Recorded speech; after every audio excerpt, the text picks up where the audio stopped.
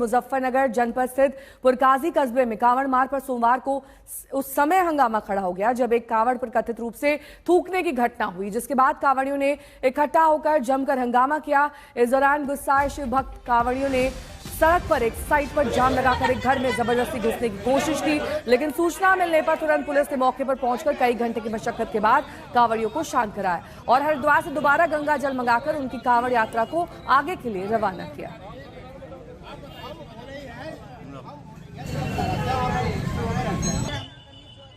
चल के मैं मुंह धोती लड़के के नीचे भाई कावड़ थी साथ ही थे ये जिनके कपड़े थूका है।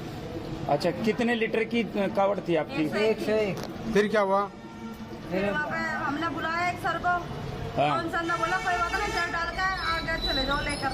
खंडित नहीं कावड़, खंडित नहीं, अपने दिल की सजा है, मतलब उसने 36 बात बता दिया मैंने।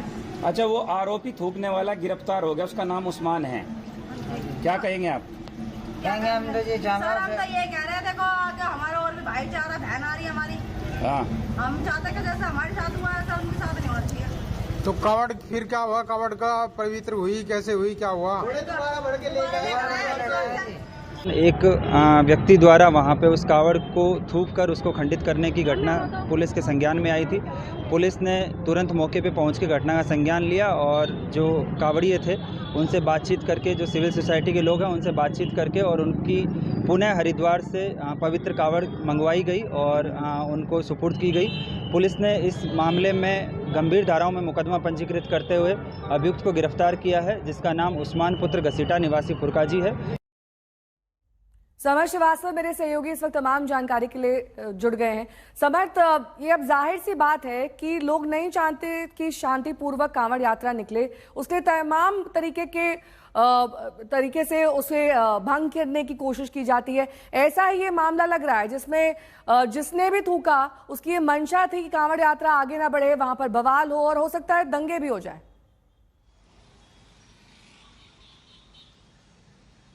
देखिए नेहा, गाजियाबाद से एक गंभीर मसला सामने आया है मुजफ्फरनगर, क्योंकि देखिए जहां पर ये कांवड़ यात्रा निकल रही थी, दो भाई बहन हैं जो कांवड़ यात्रा निकाल रहे थे। 101 लीटर गंगाजल की कांवड़ यात्रा निकल रही थी, तभी एक उस्मान नामक युवक आता है वहां पर और वो वहां पर थूक देता है, जिसकी वजह से उनकी जो कांवड़ यात्रा है वो भंग हो जाती है।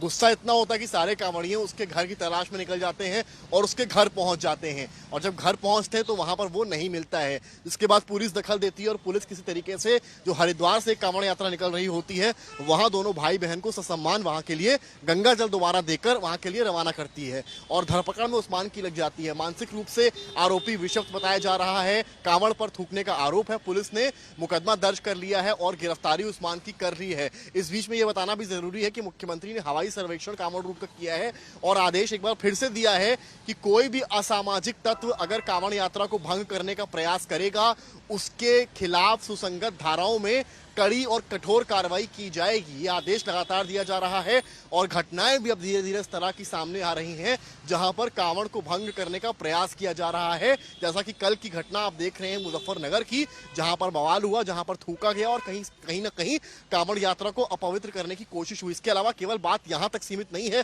बल्कि खाने पीने के आइटम्स हैं उनकी गुणवत्ता को लेकर भी सवाल है। प्रदेश सरकार ने साफ किया है कि गुणवत्ता को लेकर कोई खिलवाड़ नहीं होगा, कि कहीं कोई थूक दे। इस तरह के जो वीडियोज आ रहे हैं ये बर्दाश्त नहीं है। इसी वजह से जो एफएसडीए की टीम्स हैं वो लगातार जो है इंस्पेक्शंस कर रही हैं, क्यूआर कोड लगवा रही हैं, जिससे कि खाने की गुणवत्ता बनी रहे और जो आइडेंटिटी है वो दुकानदार की सामने रहे। जैसे कि कांवड़िए जिस रूट से मान लीजिए निकलते हैं उन्हें पता हो कि वो किस होटल या किस ढाबे में खाना खा रहे हैं, ये आइडेंटिटी उनके लिए पता होना बहुत जरूरी है। उस्मान की गिरफ्तारी कुछ ही घंटों में क्योंकि हो गई है, तो एक बात तो साफ है, जो निर्देश दिए गए उसका पालन ग्राउंड पर दिखाई पड़ रहा है। ठीक है, बहुत बहुत शुक्रिया तमाम जानकारी के लिए आपका।